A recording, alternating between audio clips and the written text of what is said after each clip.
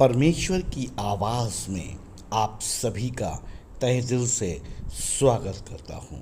मित्रों, आज हम परमेश्वर के वचन यूहन्ना रचित सुसमाचार और उसका 12 अध्याय और उसके 24 पद को देखेंगे।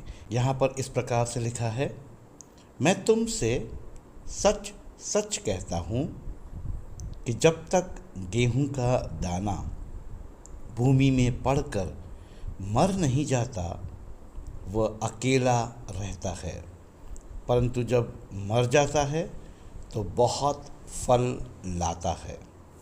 ये परमेश्वर का वचन है। यूहन्ना इस प्रकार से कहता है, यदि गेहूं के दाने को फल देना है तो उसे मरना ही होगा। हाँ मित्रों, यदि गेहूं का दाना अगर फलवंत होना चाहता है, यदि बहुगुणित होना चाहता है, तो उसे मरना ही होगा। यहाँ पर यूहन्ना हमारे जीवन की उपमा गेहूं के दाने से कर रहा है।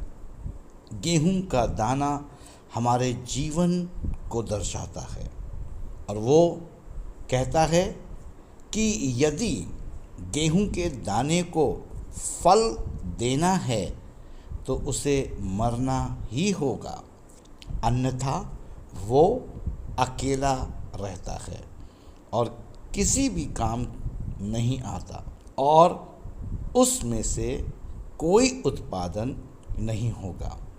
यानी अकेले रहने से उत्पादन नहीं होगा, पर उसी स्थान पर मर जाने से बहुतायत से उत्पादन होगा। आज कलीसिया को इसी गंभीर सवाल का उत्तर चाहिए, क्योंकि आज हम लोग अकेले, बहुत से ऐसे लोग जो अकेले सब कुछ करना चाहते हैं और अकेले में और मरने में फ़र्क नहीं कर पा रहे हैं, जिसे समझना कलीसिया के लिए अति आवश्यक है। यानी कि चर्च को अकेले रहने और मरने का महत्व और मतलब जानना होगा। आज ये बहुत महत्वपूर्ण है कि कलीसिया अकेले रहना और मरने का मतलब और महत्व जाने। मरने का सीधा संबंध है अपने आप का इनकार करना और अपनी क्रूस उठाए यीशु के पीछे हो लेना, जो कि मत्ती रचित सुसमाचार उसके 16 अध्याय और उसके 24 पद में हम देखते हैं। वहाँ पर यीशु मसीह सीधा सीधा अपने आप का इनकार करना और अपने क्रूस को उठाना और उसके पीछे प्रतिदिन चलना का आह्वान करते हैं। और इसी रीति से मेरे प्रियो, पौलुस प्रेरित रोमियो की कलीसिया को, जो कि 12 अध्याय और उसके 1 और 2 पद में बताते हैं, वहाँ पर भी वो अपने आप का इनकार करने के लिए, वहाँ पर भी प्रेरित पौलुस अपने आप का इनकार करना, अपने शरीरों को परमेश्वर के आगे बलिदान करने के विषय में बोल रहा है।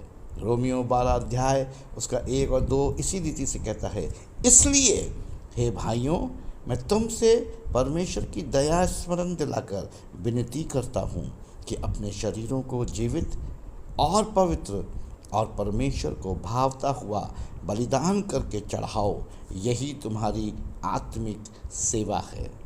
और इस संसार के सदस्य न बनो, परंतु तुम्हारी बुद्धि के नए हो जाने से तुम्हारा चाल चलन भी बदलता जाए, जिससे तुम परमेश्वर की भली और भावती और सिद्ध इच्छा अनुभव से मालूम करते रहो।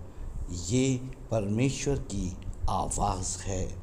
Yes, this is the voice of the Lord.